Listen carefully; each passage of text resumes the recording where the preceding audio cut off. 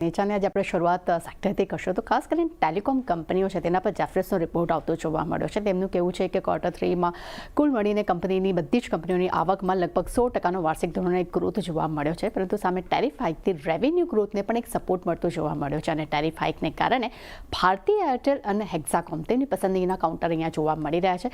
પરંતુ સામે તેમને રિપોર્ટમાં એ પણ જણાવ્યું છે કે સબસ્ક્રાઇબર્સમાં વધતા ટેરિફ હાઇકની અસર હાલમાં જોવા નહીં મળે તેવા તેઓ પણ સંકેતો આપી રહ્યા છે. ત્યાં ભારતી એરટેલ પર સિટીનો એક રિપોર્ટ છે. અહીંયા આપણને બાય રેટિંગ્સ જોવા મળી રહ્યા છે. લક્ષ્યાંક તેમને 1920 રૂપિયા પ્રતિ શેર કર્યા છે. તેમનું માનવું છે કે કંપની પોતાના 300 આરપુ સુધીના લક્ષ્યને પહોંચવા પર કામ કરી રહ્યું છે. એટલું જ નહીં, પ્રીપેડથી લઈને પોસ્ટપેડ ડેટાસ જે તેને મોનેટાઇઝેશન, તેના ઇન્ટરનેશનલ રોમિંગ્સ દરેક પર તેઓ હવે સ્વિચિંગ પણ તેમાં સમાવેશ થતો અહીંયા જોવા મળી રહ્યો છે. અને કંપની ખાસ કરીને FCFનો ઉપયોગ જે છે તે ડિલિવરેજ અને શેરધારકોને રકમ ચૂકવવા માટે તેની ચૂકવણી વધારવા માટે તે કરવાની યોજના પણ બનાવી રહ્યા છે. ત્યારબાદ નજર કરી લઈએ મારુતિ સુઝુકી પર. અહીંયા HSBC તરફથી આપણને બાય રેટિંગ્સ જોવા મળ્યા છે. લક્ષ્યાંક તેમને 14,000 રૂપિયા પ્રતિ શેર આપ્યા છે.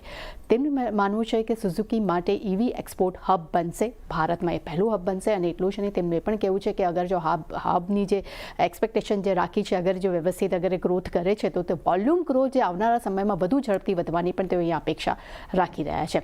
અને છેલ્લે નજર કરી લઈએ વેદાંતા પર સિટીના રિપોર્ટ પર. અહીંયા આપણને બાય રેટિંગ્સ જોવા મળ્યા છે અને તેમને યથાવત રાખ્યા છે.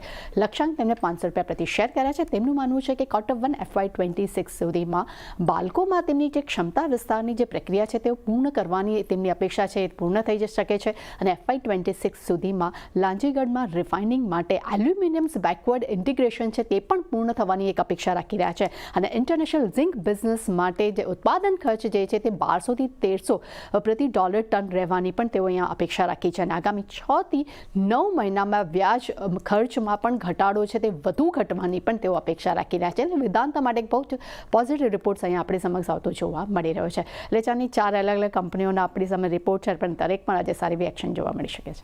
જી, તૃપ્તિ, આભાર આપનો.